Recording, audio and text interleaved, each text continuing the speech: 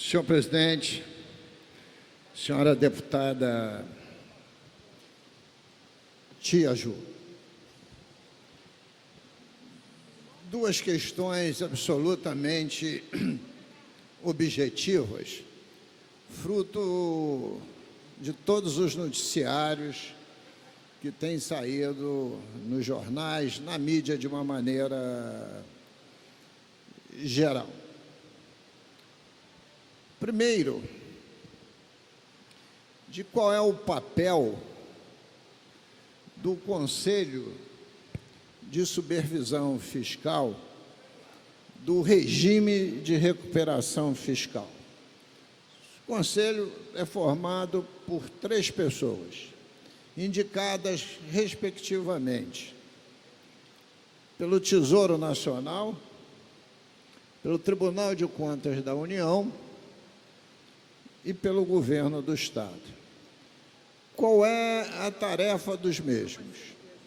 Acompanhar diariamente o regime de recuperação fiscal, no sentido de suas metas e como estão se comportando cada uma dessas metas, inclusive as receitas e as despesas e o impacto que as decisões governamentais, entendendo-se como as decisões governamentais, as decisões de todos os poderes, estão impactando positiva ou negativamente o regime de recuperação fiscal. E alertar, primeiro, as autoridades governamentais, tal fato, para que esses fatos possam ser corrigidos ou compensados. Se a correção ou a compensação não ocorrer, eles vão fazer um outro relatório, encaminhando às autoridades competentes, Tesouro Nacional, Tribunal de Contas e ao próprio Governo do Estado, dizendo que o regime não está sendo respeitado. E quem decide se rompe ou não o regime é o presidente da República, assessorado pelos seus ministros e, evidentemente, discutindo com o governador do Estado do Rio de Janeiro e seus secretários. Dada essa informação, eu queria complementá-la. O regime de recuperação fiscal foi assinado em setembro de 2017, para que tivesse vigência por 3 anos. Então, ele se extingue em setembro de 2020. O governo do Estado já propôs a sua renovação por mais 3 anos, que era a intenção inicial da União e do Estado que o pactuaram, e nessa proposta tem muitas modificações. E nessa repactuação, os possíveis limites não atendidos, observado pelo Conselho, poderão vir a ser corrigidos. Por isso que a renovação é importante, porque se examinarmos diversas metas do regime pactuado em setembro de 2017, são metas que eram impossíveis de serem atingidas. Por exemplo, a meta de redução dos restos a pagar, que só fez ao longo dos anos aumentar e não diminuir. A meta da redução dos incentivos fiscais. A meta do acréscimo de receitas, que não seja do royalty de participação especial, que o governo do Estado não tem jurisdição específica, são fatos alheios à vontade do governo do Estado, quase todos. Então, o que eu quero dizer com isso?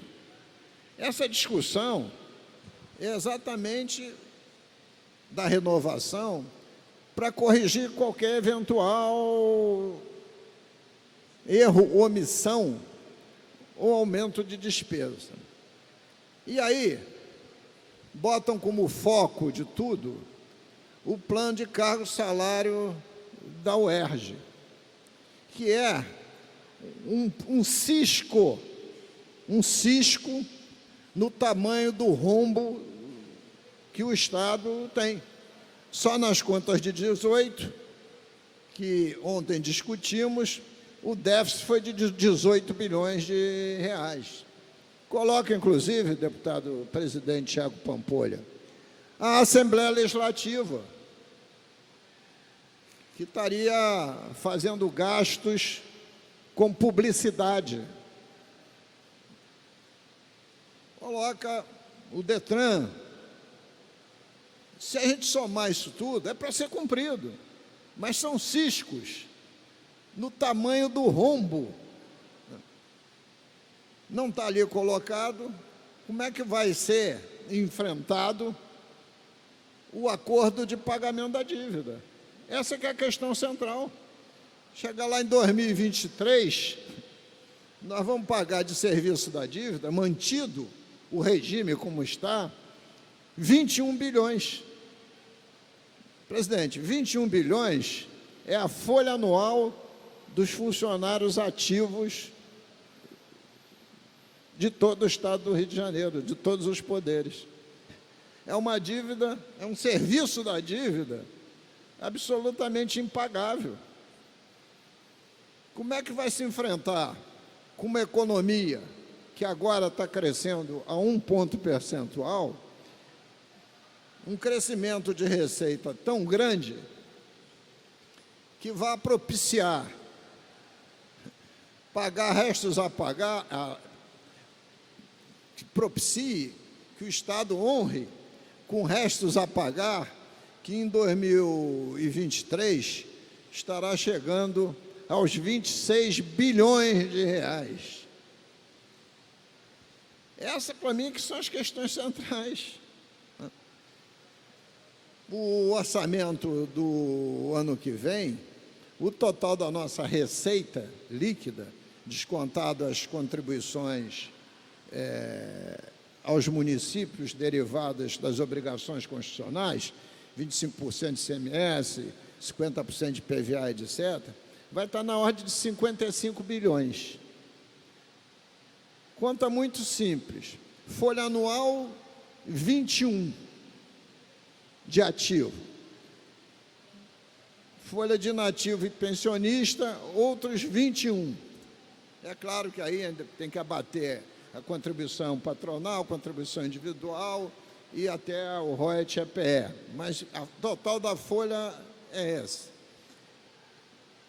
Se tiver a pagar, como está hoje, 7 bilhões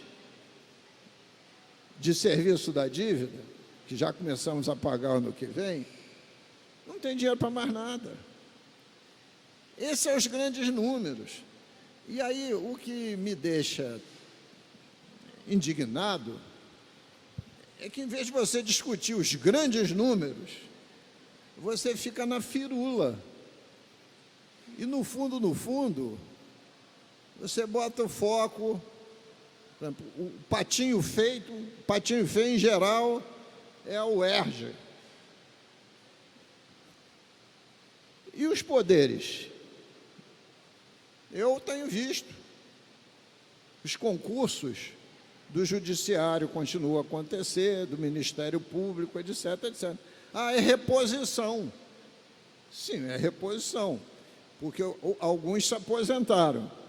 Sim, mas aumentou a folha dos ativos.